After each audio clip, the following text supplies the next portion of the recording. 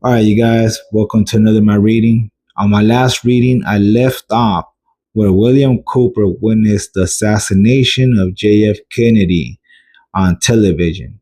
He ended up calling his command center, let them know what he just saw. He ended up getting a response in return, and pretty much they were on high alert, thinking that the Russians might launch an attack. So let's go on with the reading. I'm going to pick up where I left off. I didn't even lock up the orderly room. I just jumped in the first car saw, rode to the SAC compound, and reported to my red alert duty station. For the next 3 days, I slept under the belly of a B 52 bomber, staring at the Armageddon that hid just inside the bomb's closed bay doors. We thought the shit had finally hit the fan. It was a great relief when the alert was ended. I left the Air Force with a honorable discharge in 1965. In December of the same year, I joined the Navy. I had always loved the ocean. I had wanted to be a sailor since I was a little boy. Seaside or not, I made up my mind to follow my dream. I was sent to the Naval Training Center in San Diego for boot camp. Because of my prior Air Force experience, I was made the recruit chief company commander. I was allowed to keep my same rank and pay grade. We had a good bunch of guys in my company, and we had a great company commander, Chief Campbell, chief electrician's mate. He turned the company over to me. The chief was a good man. He was only interested in teaching us what we needed to know and in keeping us out of trouble. Unless, unlike most boot camp instructors, Chief Campbell had no axe to grind and wasn't trying to prove anything to himself or anyone else. He was truly our friend. During boot camp, I volunteered for submarines. My sense of adventure was very strong. I was accepted, and on completion of basic training, I was ordered to the USS Terra SS 416 at the submarine base at Pearl Harbor, Hawaii. Spitfire and damnation. No one could possibly be that lucky. I couldn't believe my eyes when I read my orders. Here I was fulfilling my dream of being in the Navy. I got exactly what I asked for the first time that I asked for it, which was extremely rare in any branch of military service. And to top it all off, I was being sent to Hawaii, the land of tropical paradise. I was in seventh heaven. I landed in Hawaii with no time to play and took a cab directly to the sub base. My submarine was nowhere to be found. I kept asking people until I found someone who could tell me that my boat, subs are called boats in the Navy, was not a sub base but in dry dock in the Pearl Harbor Naval Shipyard. I hailed another cab. The cab driver dropped me off at the head of a pier that looked like it had never been cleaned up after Japanese bombed Pearl Harbor. It was covered with what appeared to be hoses, huge electrical cables, and rusting metal of every conceivable size and shape that you can imagine. The air was rank with the smell of diesel, welding, fumes, paint, and steel. If there is a hell on earth, I thought this has to be it. I walked up the pier over to the edge and looked down into the dry dock. There, stripped of all dignity, laying naked and cut clearly in half, was my boat, the USS Tiru. Men were scrambling all over it. They looked like ants swarming over a dead grasshopper. Brilliant flashes of light, brighter than the sun, drove sparks high into the air and then down in a beautiful flow to the bottom of the deck. I couldn't believe my eyes. Someone actually expected me to go out to sea, then underwater, and what appeared to me to be a motley collection of cut up, rusting metal scavenged from some satanic junkyard, stuck together by demons with wielding torches. My luck had just run out. I reported to the barracks, barged moored in the water on the other side of the pier, and was given a hammock for when I had the duty. Then I was sent to the sub base barracks where I was assigned a rack and a locker. I wanted to go into Honolulu, but quickly discovered non-quails did not rate liberty. It was getting worse. The next few months were spent sanding, painting, lifting, and learning the boat. The men of the crew, except for the chief cook, were great. The chief cook was drunk every minute of the day and night. He didn't like me, so I didn't get much to eat. His dislike stemmed from my first morning when I walked into the galley and watched as the other crew members ordered their breakfast. When there was an opening, I stepped up and asked for eggs over easy. That's when the chef hit the overhead and vowed that I would never eat a meal in his mess decks. He wasn't kidding either.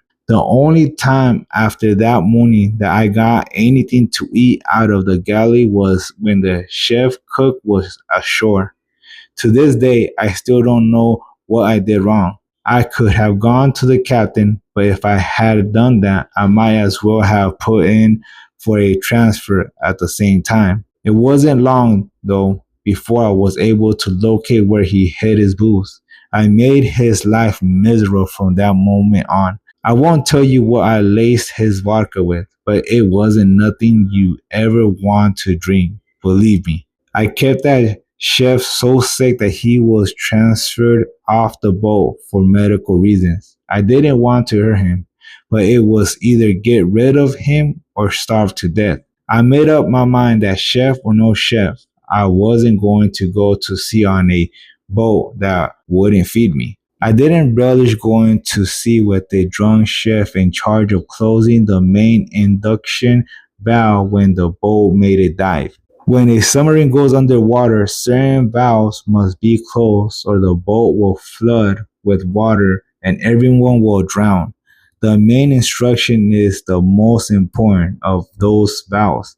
It was the cook's duty to close it because the valves was in the galley on board the USS Tiru.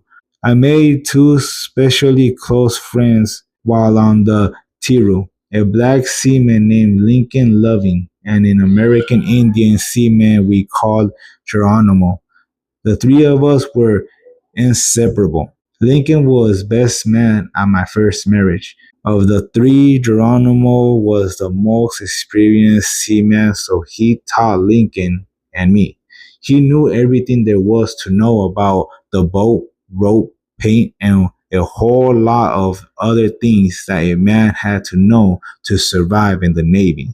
I knew the most about getting along in the military. So I taught Geronimo and Lincoln. Lincoln knew every really good spot on the island where we could have a good time.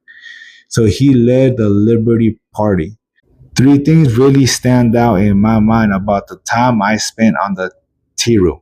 The first was an incident that occurred during a test dive while we were creeping along at 3 or 4 knots at a depth of 600 feet off the island of Oahu. Lincoln and I had just been relieved from watch and were in the after battery talking when we were knocked off our feet. We heard a loud clank forward and felt the boat launch to port. Then we heard a sound that made our blood run cold. I could literally feel the blood drain from my face as I listened to whatever it was that we hit scrape along the starboard side of the hull. Lincoln and I froze. We held our breath as metal screeched on metal.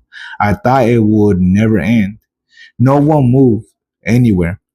Finally, after what seemed a lifetime, the boat lurched and the noise disappeared off. If it had pierced the hull, none of us would be alive today. We never found out what it was, When we returned to Pearl, divers went down to have a look. When they surfaced, they reported that the starboard bow plan was damaged and the hull was gouged all along the starboard side from bow to steam. In a couple of days, we were good as new, but I certainly had an entirely different perspective on life. The second thing that stands out happened to another boat that had been out practicing in torpedo attacks exercise with another submarine.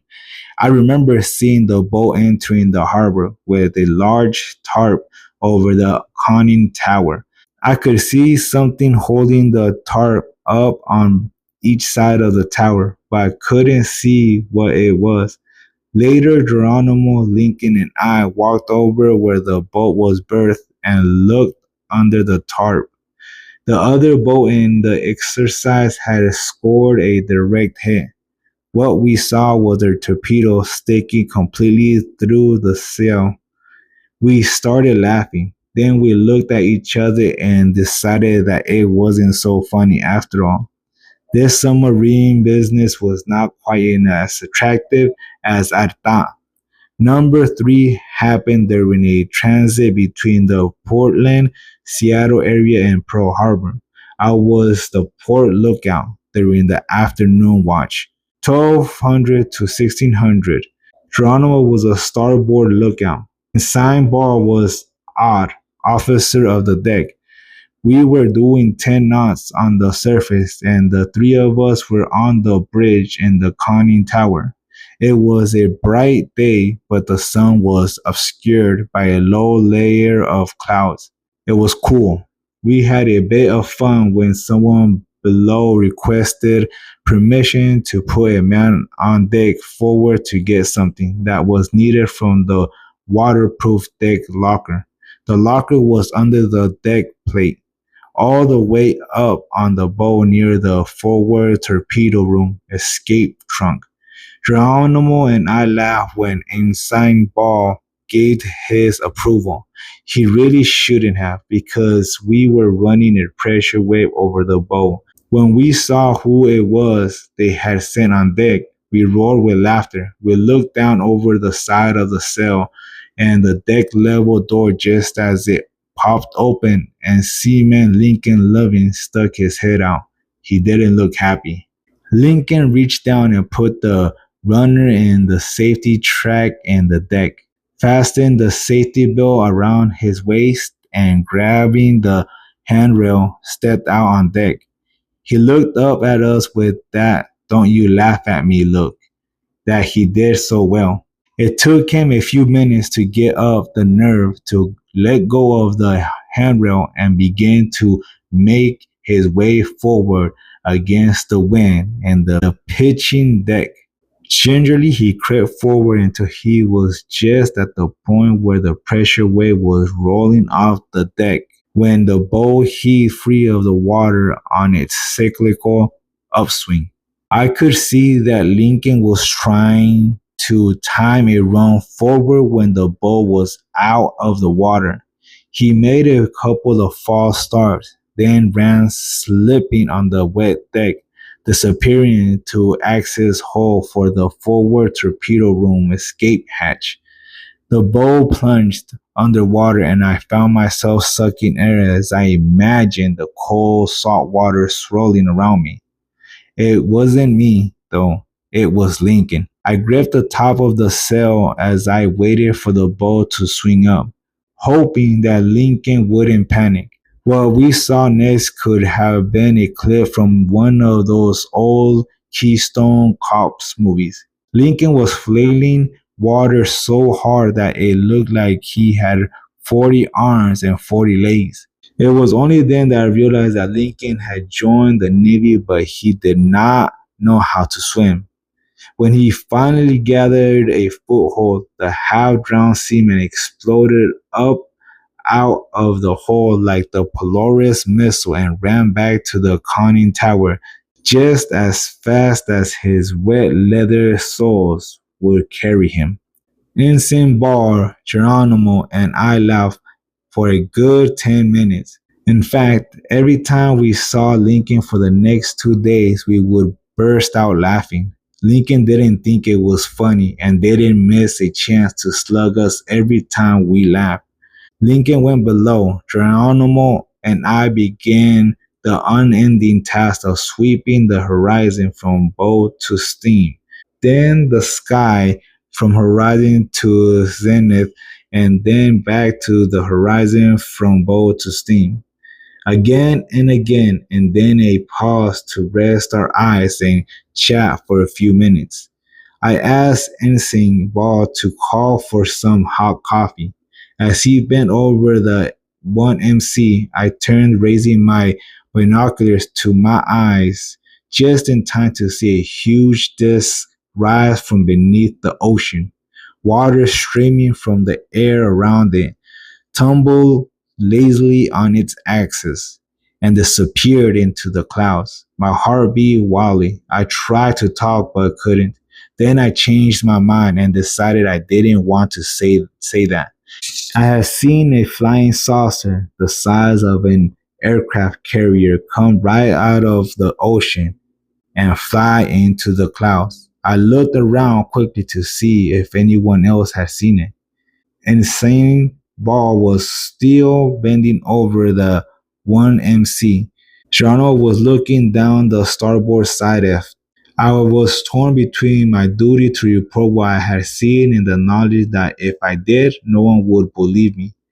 As I looked out over the ocean, I saw only sky, clouds, and water. It was as if nothing had happened. I almost thought I had dreamed it. Insane Ball straightened, turned towards Geronimo, and said the coffee was on the way up. I looked back towards the spot about 15 degrees relative off the port bow and about 2.5 nautical miles distant. Nothing, not even a hint of what had happened. Insane Ball said, I thought I saw something about 15 degrees relative off the bow, but I lost it. Can you help me look over that area? Insane Ball turned, raising his glasses to eye level. I didn't know it at the time, but Geronimo had heard me and turned to look. He was happy that something had broken the anonymity. I was just lifting the binoculars off my chest when I saw it. The giant saucer shape plunged out of the clouds, tumbled and pushed the water before it, opened up a hole in the ocean and disappeared from view. It was incredible. This time I had seen it with my naked eyes, and its size in comparison with the total view was nothing short of astounding. Ensign Ball stood in shock, his binoculars in his hands, his mouth open. Geronimo yelled, Holy shit, what the hey? Did you guys see that? Insane Ball turned and looked right at me with the most incredulous look on his face, said in a low voice, This had to happen on my watch. He turned, quickly pressing the override on the 1MC and yelled, Captain, to the bridge, Captain, to the bridge. As in afterthought, he pressed the switch again and yelled, Somebody get a camera up here. The captain surged up the ladder with a quartermaster on his heels. Chief Quartermaster Quintero had the ship's 35mm camera slung around his neck. The captain stood patiently while Insane Ball tried to describe what he had seen. He glanced at us and we both nodded in affirmation. That was enough for the captain. He could sonar, who during the excitement had reported contact underwater at the same bearing. The captain announced into the 1MC, This is the captain. I have the con. The reply came back instantly from the helm. Hey, sir. I knew that the helmsman was passing the word in the control room that the captain had personally taken control of the boat. I also knew that rumors were probably flying through the vessel. The captain called down and ordered someone to closely monitor the radar. His command was instantly acknowledged. As the five of us stood gazing out over the sea, the same ship, or one exactly like it, rose slowly, turned in the air, tilted at an angle, and then vanished. I saw the chief snapping picture out of the corner of my eye. All right, you guys, we're going to leave it there. And it has gone pretty interesting so far. His experience of actually witnessing a UFO from his encounter and how it just came up and the water was just trickling off of it and it rose up, told his buddies about it, decided to come back down, open the hole. It was in a door opening up for the UFO and it went right back down. So yeah, that is a trip. Imagine that to actually see that. You know, I have a cousin. He also used to be in the Navy. I haven't really talked to him much about all that, but he has insinuated, and his mom also have kind of, hinted that he wasn't so happy in the Navy. Don't know why, but I would like to talk to him and see if he ever experienced something not as a UFO, but something odd, some that story, a story that he might be able to tell that not many people can hear or be able to tell. But I'm gonna leave it here. Hope you guys liked it, and I will see you guys on the next one.